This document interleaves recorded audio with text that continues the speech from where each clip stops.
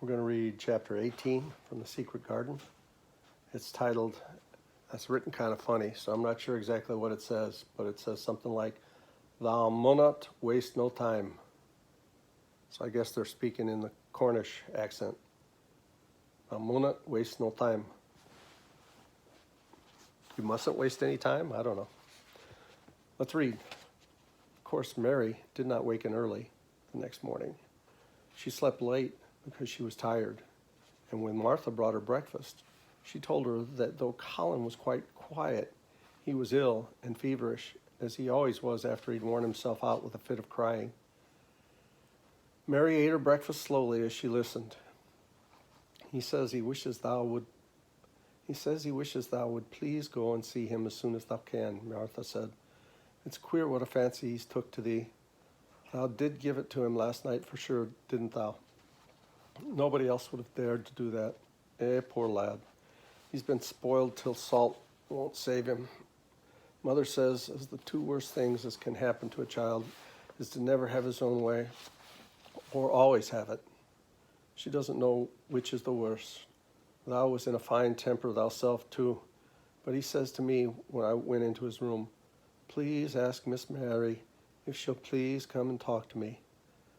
Think of him saying please. Will you go, miss? I'll run and see Dickon first, said Mary.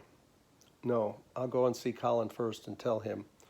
I know what I'll tell him, with a sudden inspiration. She had her hat on when she appeared in Colin's room, and for a second he looked disappointed. He was in bed. His face was pitifully white, and there were dark circles under his eyes. I'm glad you came, he said. My head aches, and I ache all over because I'm so tired. Are you going somewhere? Mary went and leaned against his bed. I won't be long, she said. I'm going to Dickon, but I'll come back. Colin, it's something about the garden. His whole face brightened, and a little color came to it. Oh, is it? He cried out. I dreamed about it in the night. Excuse me. I heard you say something about gray changing into green, and I dreamed I was standing in a place all filled with trembling little green leaves, and there were birds on nests everywhere, and they looked so soft and still. I'll lie and think about it until you come back. In 5 minutes, Mary was with Dickon in the garden. The fox and the crow were there with him again, and this time he had brought 2 tame squirrels. I came over on the pony this morning, he said. He's a good little chap. Jump is. I brought this too in my pocket. This here is one called Nut, and the other one he's called Shell.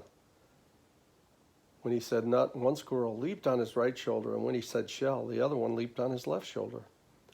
When they sat down on the grass, with Captain curled at their feet, Soot solemnly listened on a tree, and Nut and Shell nosing about close to them. It seemed to Mary that it would be scarcely bearable to leave such delightfulness. But when she began to tell her story somehow, the look on Dickon's funny face gradually changed her mind. She could see he felt sorrier for Colin than she did. He looked up at the sky and all about him.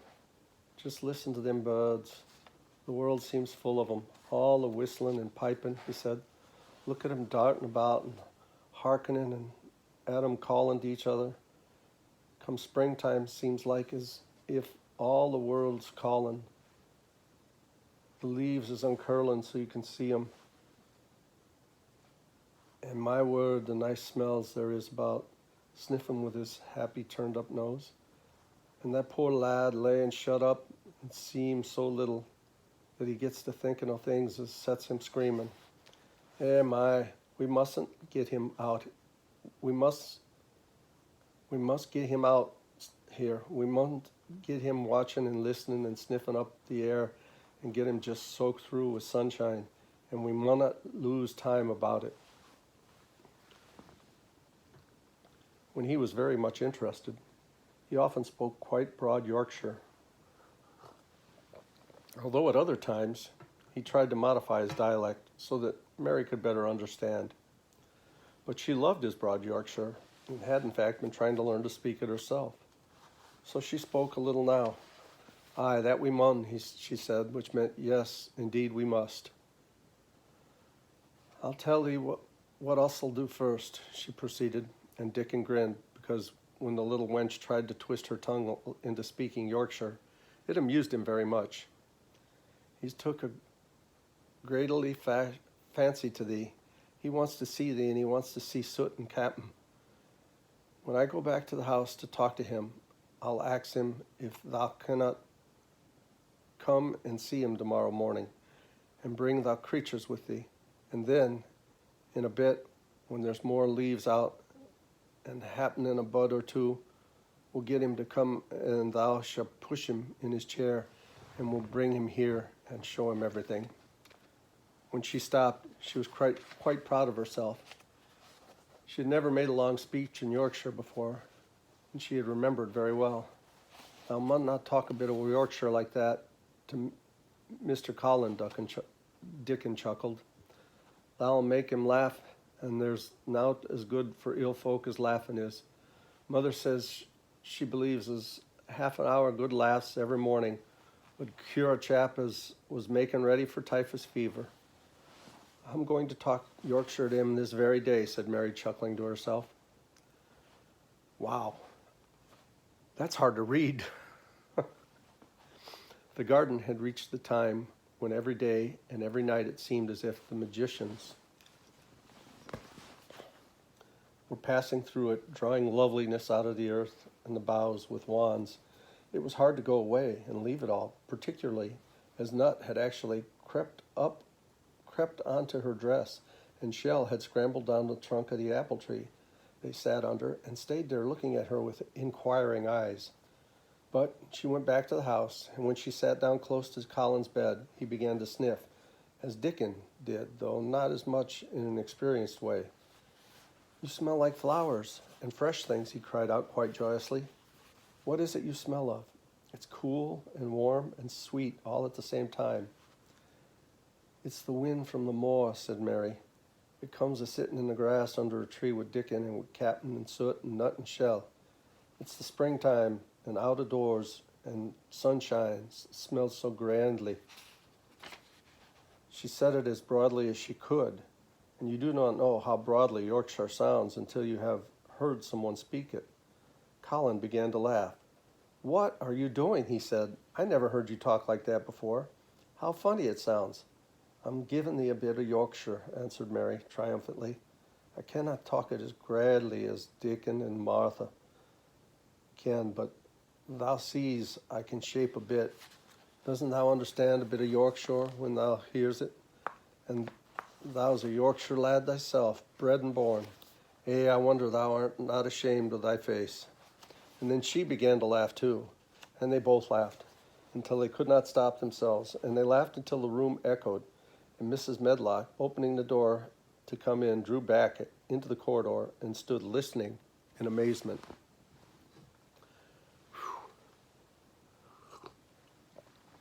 I don't know which is harder, reading Yorkshire or speaking it. Well, upon my word, she said, speaking rather broad Yorkshire herself, because there was no one to hear her, and she was so astonished. Whoever heard the like? Whoever on earth would have thought that? There was so much to talk about.